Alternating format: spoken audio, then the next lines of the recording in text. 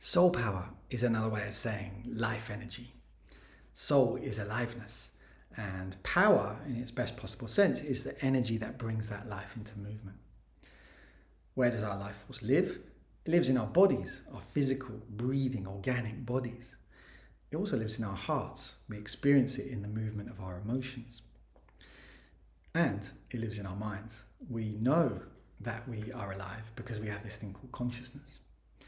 So in order to be soulful, in order to live soulfully, we have to bring these different parts of us together, body, heart, mind, to move and integrate them so that that soulful energy has this possibility, has a container, has somewhere to come into and move and breathe.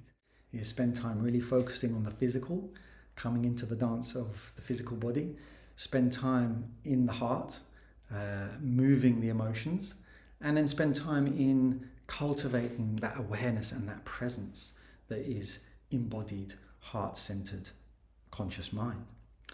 So if all that resonates and you'd like to come and dance, you'd be super welcome.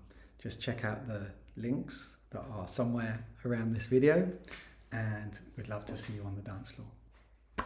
Thanks for watching.